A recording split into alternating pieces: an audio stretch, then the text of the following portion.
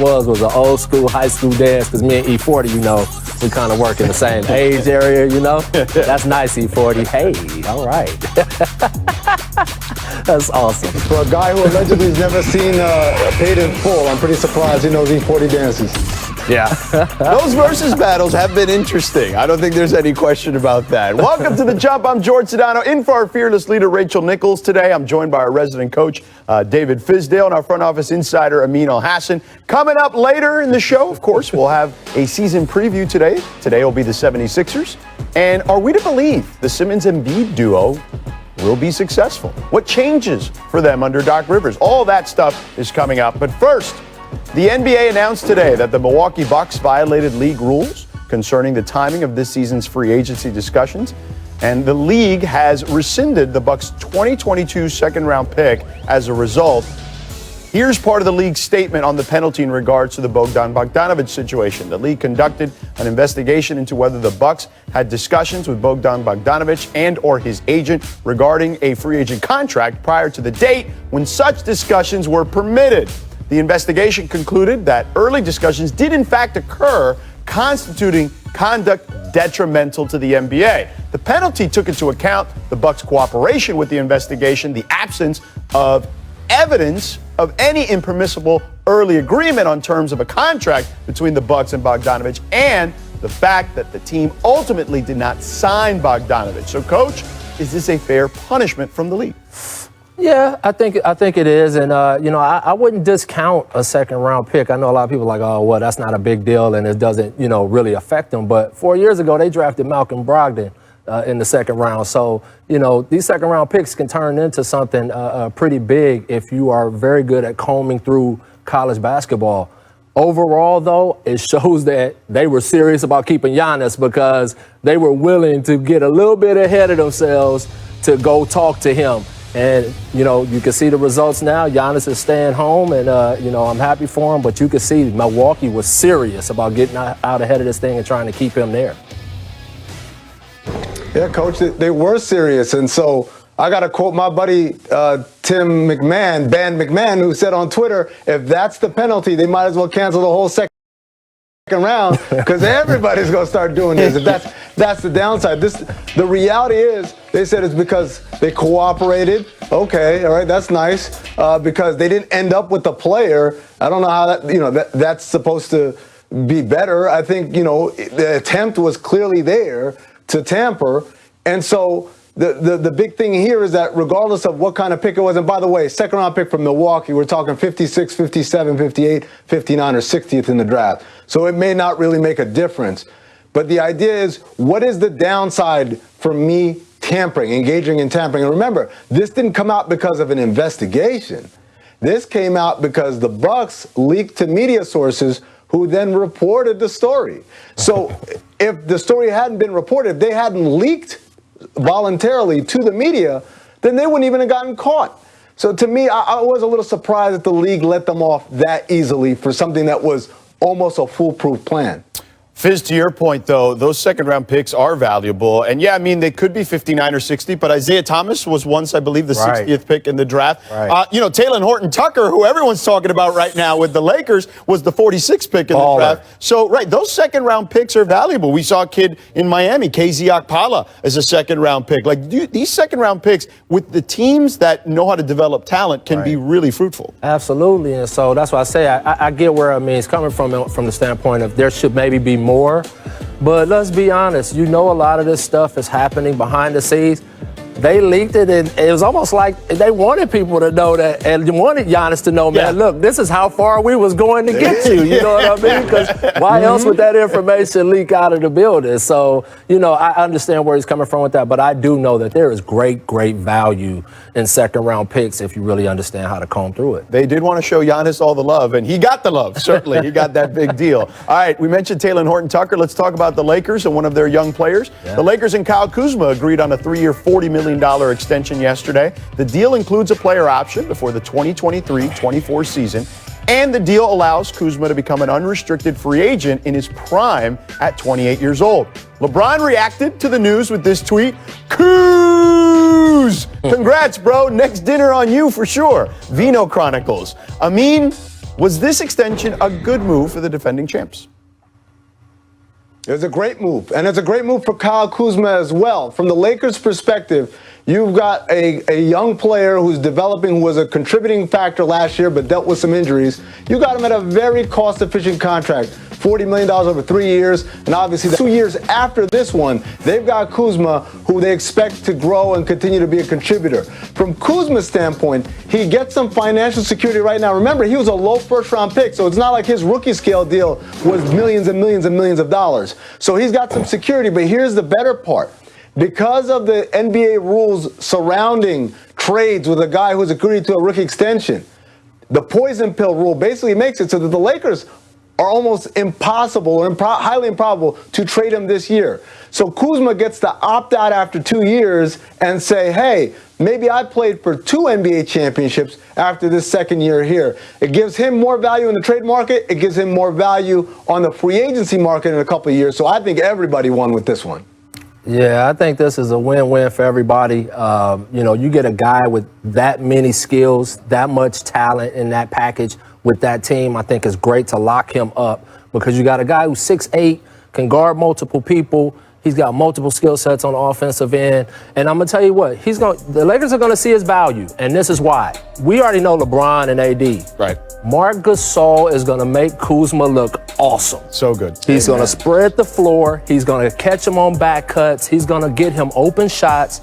And now all of a sudden we're going to see a different kind of Kuzma because he's going to be receiving from different people, and he doesn't have to go hunting for a shot or trying to do stuff to show people how good he is because he's going to be getting such easy baskets. Well, to your point, if you look at his shot chart, Kuzma, a lot of it is cuts to the basket and a lot of it is threes. So when you have a guy like Marc Gasol working from the high post, those cuts to the basket will be fantastic. I remember talking to Nick Nurse about that and how he really unlocked their offense a couple of years ago with the ability that he has at the high post. But with Kuzma, to your point, he's actually become a much better defender. That was a deficiency early in his career. That is not the case anymore. They look at him as a big wing at 6'9" that can guard multiple positions. And I had the Lakers game on Friday in Phoenix, and Frank Vogel told us that Kuz actually asks for the best assignment, like to guard the best offensive player on the other team. Like, he has really grown in that regard. Well, that's the slice of pie that he can get into because right now you're not going to be the leading scorer or the second leading scorer. So how do you help the Lakers win another championship?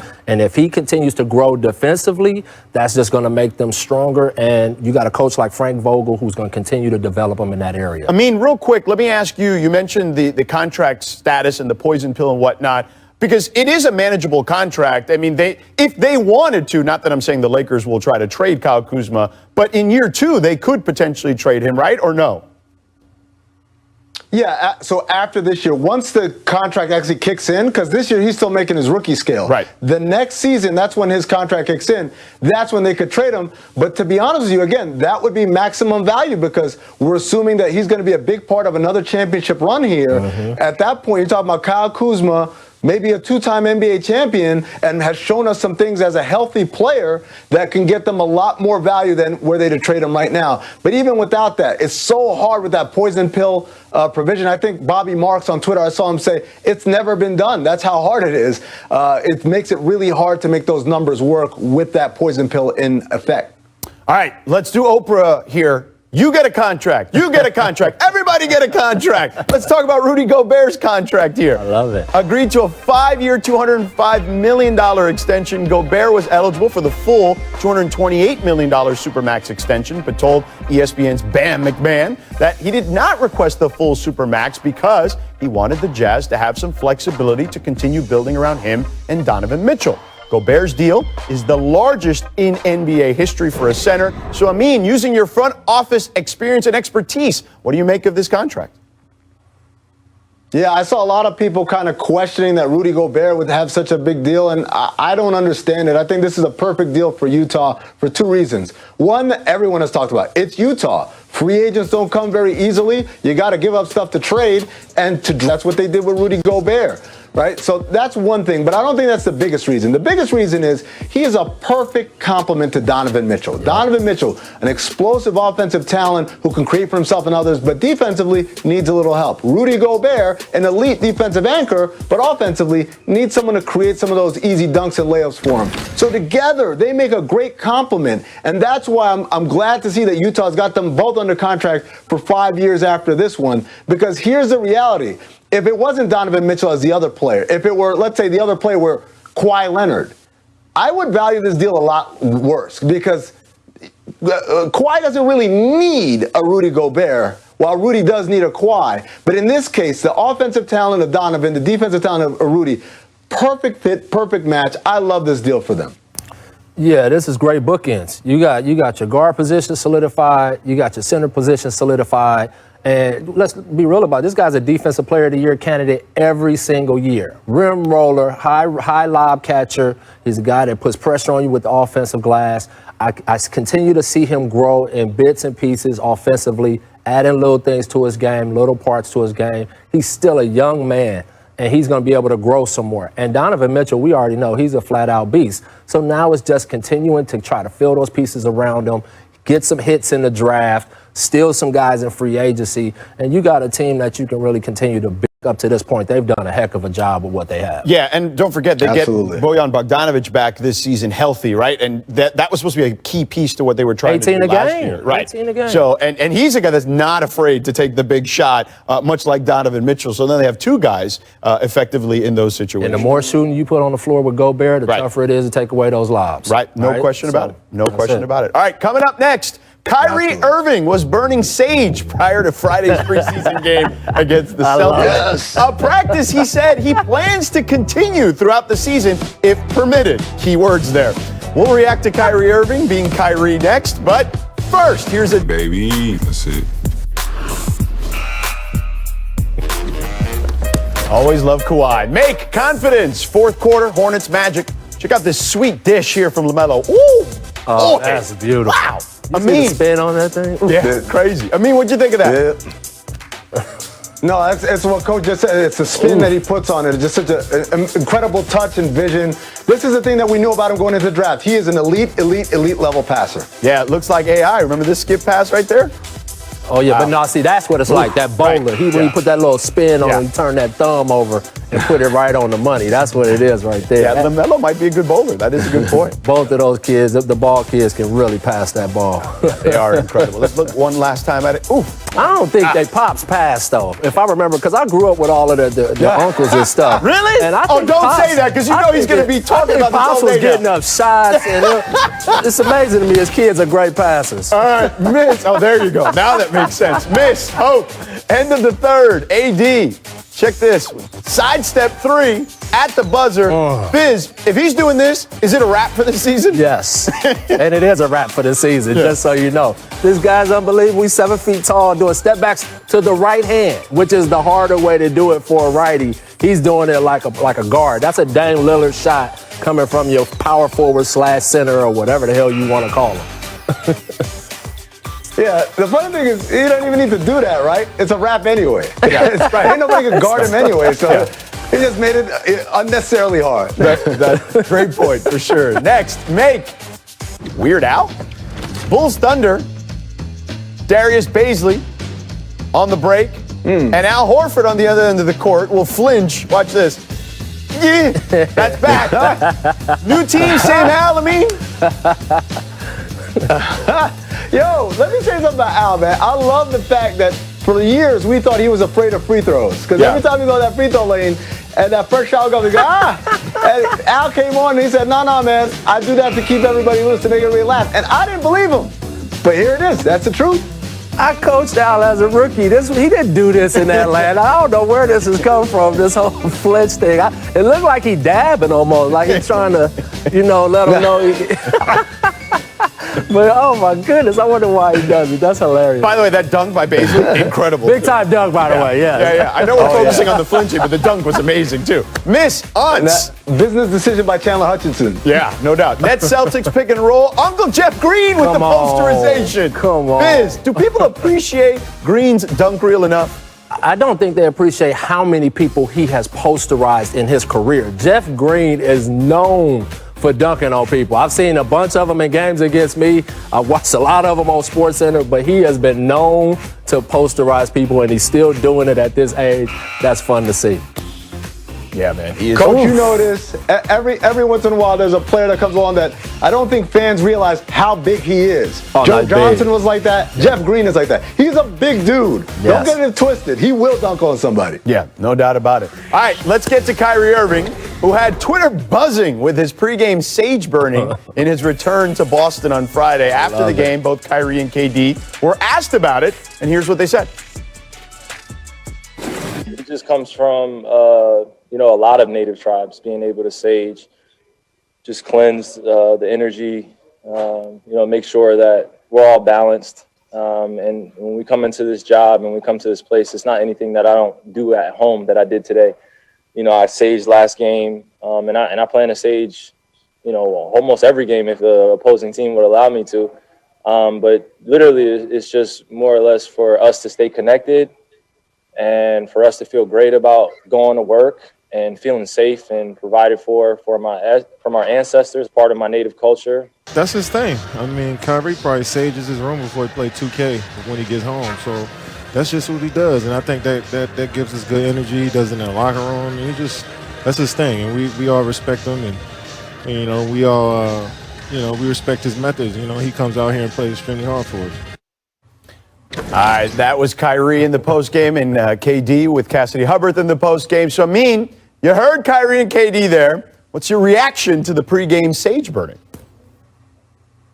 George, I love it. Just like I love the sage that I got from Spillage Village of Dreamville. Thanks, guys. That's that box back there. They sent me some scents and some incense and everything. So I love it, man. I think this is the thing. If it's sincere, then it's great, man. Whatever gets him in the mood. Remember, Phil Jackson used to do this back in the day in the Lakers locker rooms, and nobody called him crazy. We all said, oh, he's such a great motivator. And that wasn't even his culture. Kyrie is legitimately Native American, so he at least has a claim to this. Phil just lived in Montana for a little bit. What's the deal there? But the other thing is, if it's not sincere, if he's trolling, I love it even better. Yeah. Because all the people are going to get up in arms and upset about it. How dare he? This is just beautiful. Beautiful. I love it. Shout out to you, Kyrie. Hey, man, my wife sages every house that we've ever moved into. And thank God I'm still married to her, because if I got divorced, that means the sage would have ran me off, right? So thank goodness that's the deal.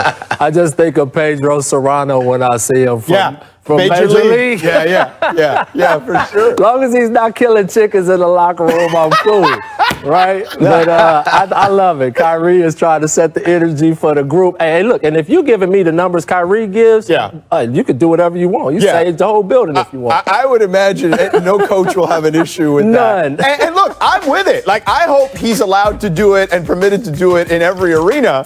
Like you guys do. However, I do feel like there's probably going to be some potential hurdle with burning something Fire inside a hazards. building. Yeah, like I feel like that may be an obstacle in his way. I could be wrong. I hope that's not the case. I hope they still find a way where he can do this ritual and he can feel good about it. And everybody can feel good about it, including the league. But I do think the fire hazard part of it could be a minor setback. I love it. All right.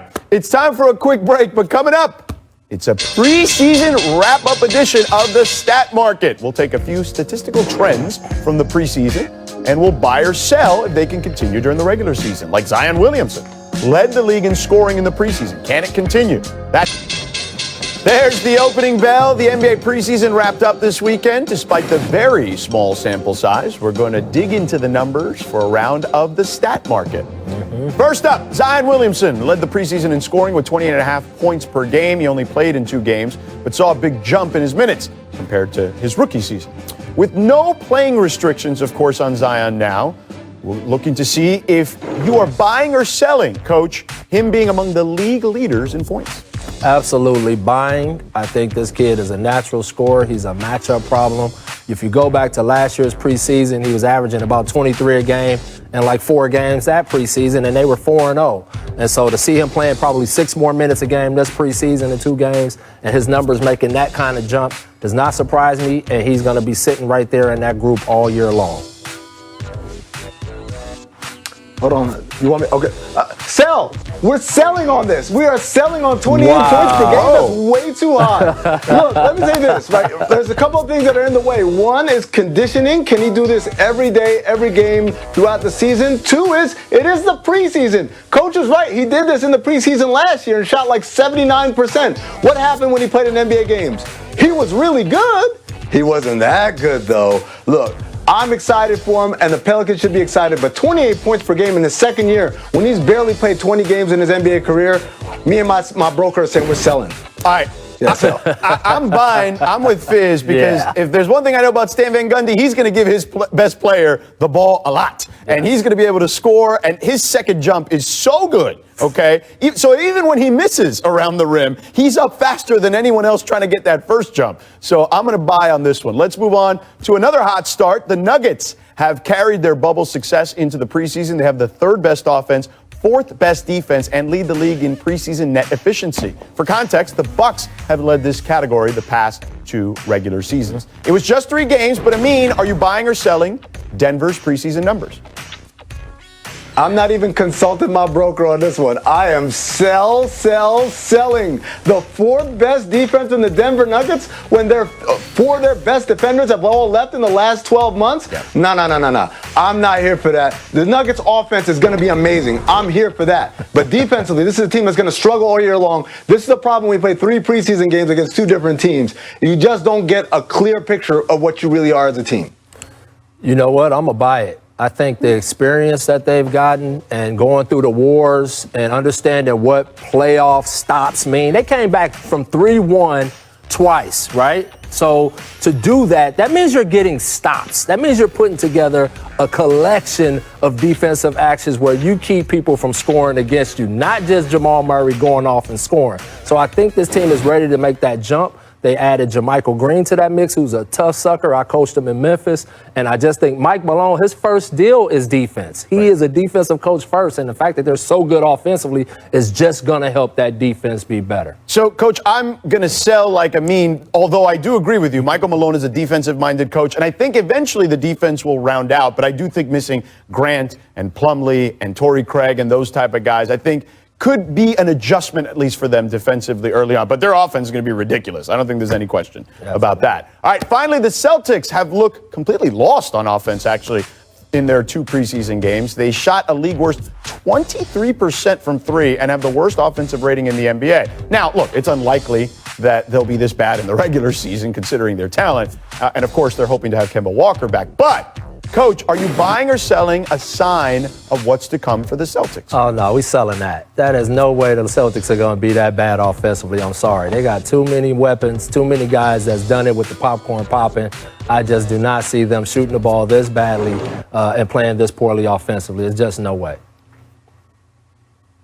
I got confused. Are we buying or selling the Celtics being good or bad on offense? Either way, I think they're going to be good on offense. Exactly. Whether I'm buying and selling, I'm here for the Celtics being good offensively for all the reasons that Coach said. You got a player like Jason Tatum. This is an elite offensive player in this league, and it's not like the guys surrounding him are non-threats. Jaylen Brown, Jeff Teague, who I thought was a pretty good pickup for them. Even a guy like Tristan Thompson hanging around the basket is a good finisher. This team will be fine offensively as the season goes on. Yeah, I'm with you guys. I'm selling that they're going to be as bad in the regular season as they were in the preseason for all the reasons you guys outlined. And Brad Stevens is a really good offensive coach, right? Like, there's that part of the equation, too. So, all right, that's the closing bell.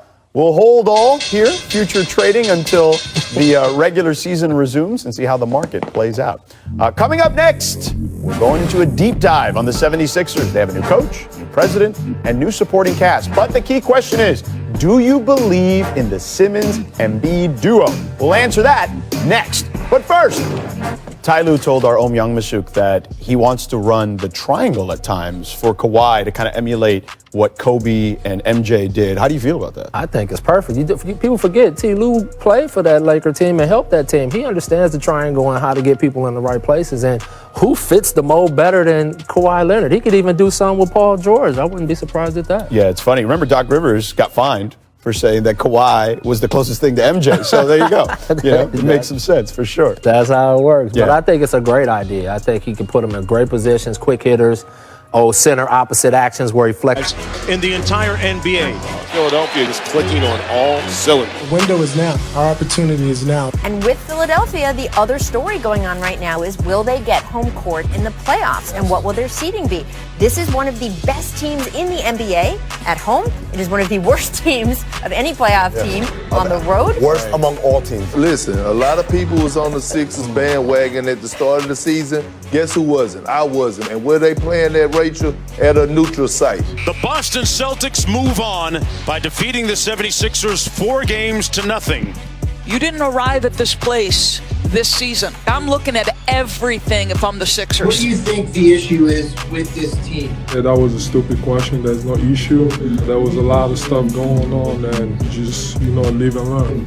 Sixers have fired head coach Brett Brown. I want to switch gears, though, because Doc Rivers, not on the open market for long, guys. He has reached a 5-year deal to be the head coach of the Philadelphia 76ers. 5 years? If we're going to win, you just can't keep doing what you've always done and think you're going to get different results. Yeah, expectations are high. Everybody's coming with a good energy and a positive mindset. I'm going to still try to do my best to bring the championship back to Philly.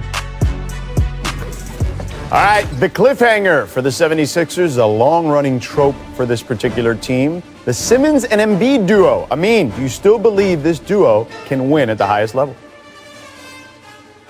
I believe in still giving it a chance, yes. I think these two guys are very, very elite talents at different positions. Has it always clicked together? No, but I think there's definitely things that can be done before we give up on this experiment. Yeah, I wouldn't give up on it. I think what they did by moving Al Horford, and now they're going to play all spacing to highlight their two best players, is going to change things for them. Nothing makes your best player look better than shooting. When you got a lot of shooters around, I know when we had LeBron and D-Wade, we packed that team with different guys that could shoot the ball, and that just made them look that much better. And so the Sixers have done that with their roster. I think they got a coach who has a chip on his shoulder right now, who wants to really prove himself again, reprove after already winning a title. But he's obviously gotten a lot of criticism from media and even players on his old team about how they used him. And I just think Doc is going to come in with a serious chip, and he's going to get these guys to play together and connect. And think about it. They were so bad on the road. What is the road about? The road is about team connection, because it's just you out there. And they didn't have that last year for whatever reasons, and hopefully Doc can mend that. Yeah, and I think that is certainly something that they have to address. There's no question. Now, look, I picked the Sixers to come out of the East last year in the preseason during on ESPN.com. I don't know if I'm going down that path just yet.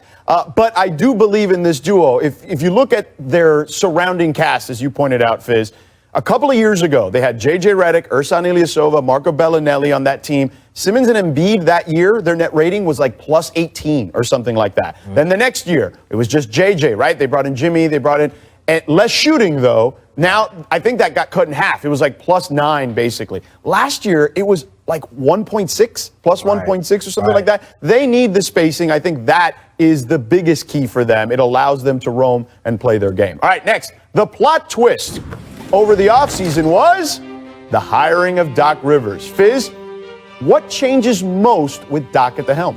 I think his edge. I just think Doc is at a place where after how it went down with the Clippers, I think he's coming in there with a serious edge, and he's going to make sure that they have it.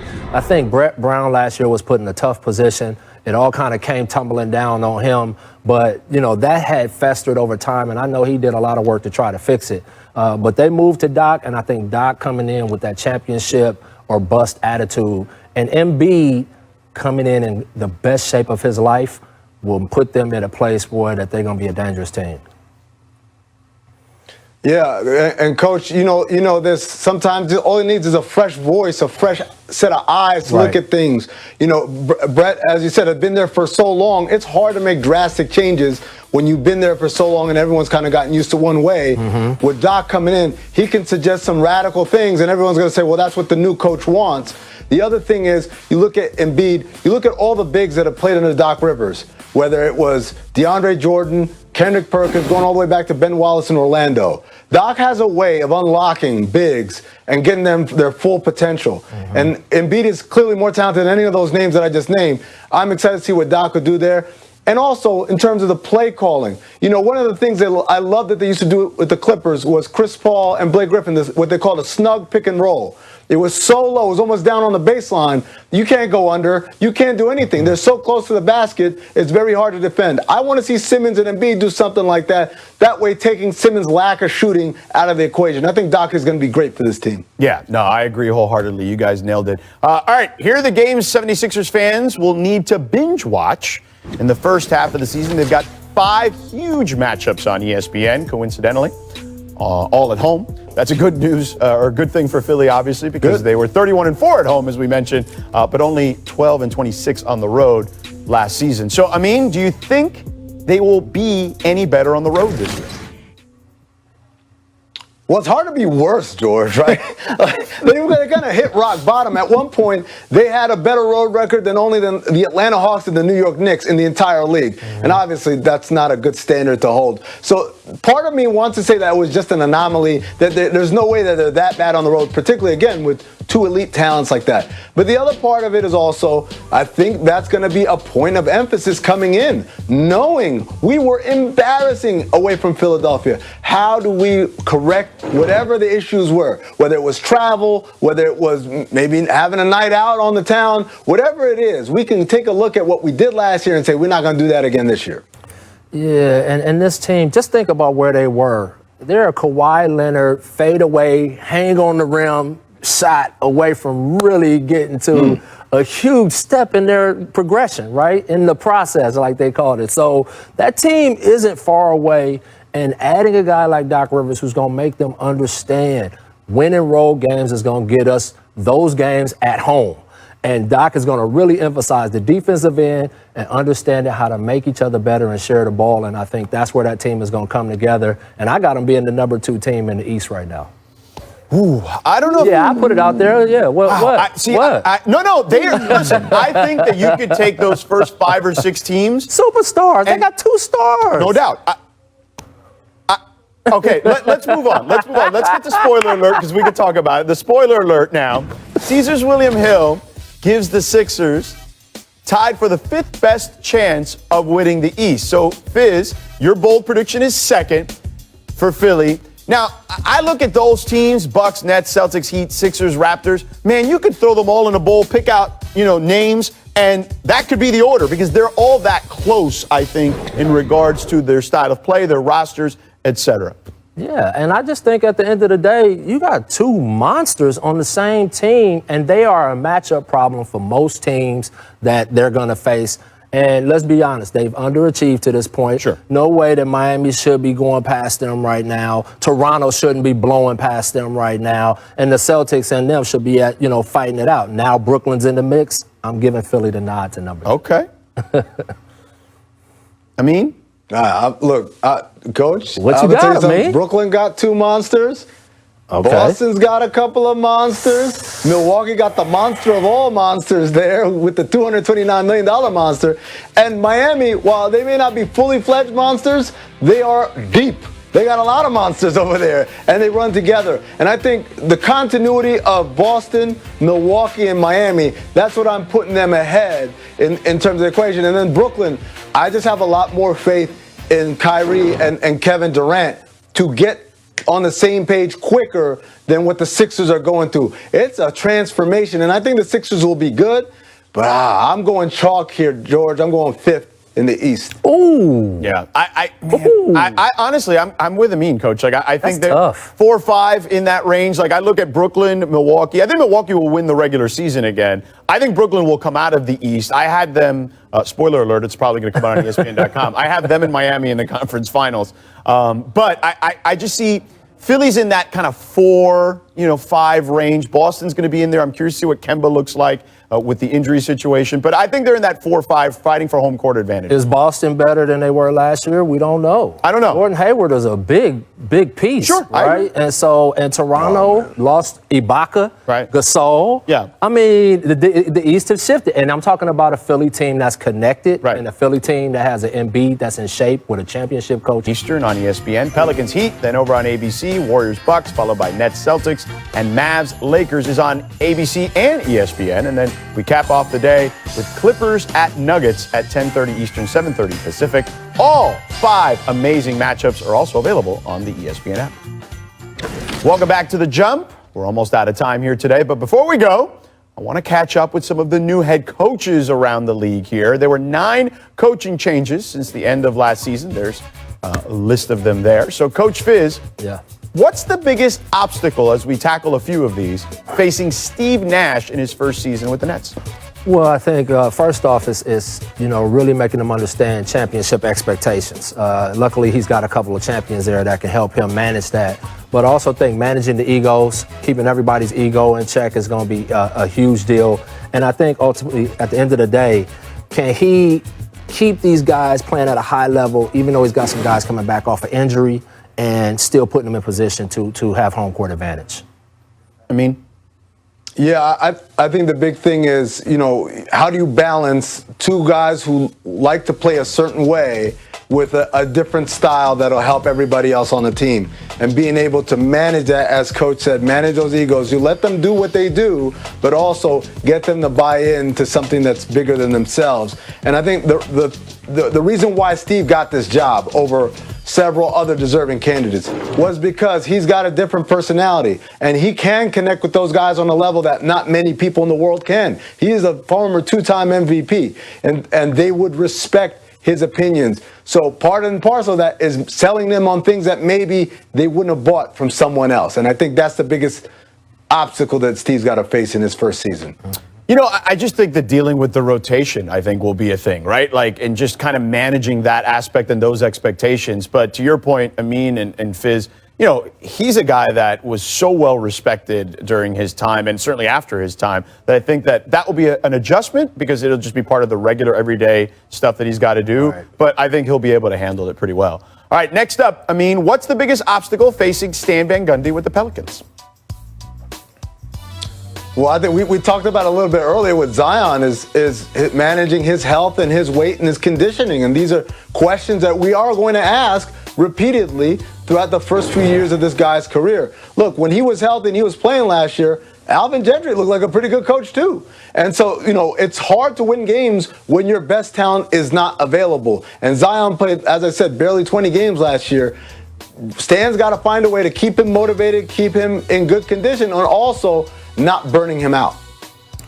Yeah, I totally agree with that. But I do think that Stan has a system and a formula for doing that. I mean, he comes from the Heat culture where they thrive on getting guys in great condition. And so I think Zion will buy into that, because Stan is going to explain it to him in a way that really makes him understand the why and how this really is going to help him long term over the course of his career. But the other thing I think the really big challenge is getting these young guys to play elite level defense and really be committed and tied together and playing at a level that will get them in the playoffs and get them over the hump every single night. We'll see if they can do that. Stan's a defensive coach. We know that he can bring that out of guys. Yeah, look, I think that defense is certainly something that he'll have to keep an eye on. I think that they, at times, miss the requisite amount of shooting. I mean, I know JJ's on that roster, but that's enough. But beyond that, I think that there's some questions there potentially as far as their shooting and how Stan kind of manages that aspect of it as far as making sure the spacing is right. I think that'll be on his plate. And finally, Coach Fizz, what's the biggest obstacle facing Tom Thibodeau in his first season with the Knicks? You know what, I think at the end of the day, it's just going to be a process. As Tibbs institutes a top-notch defense and starts to build those great defensive habits, I think it's going to be the Knicks putting the right pieces around Tibbs.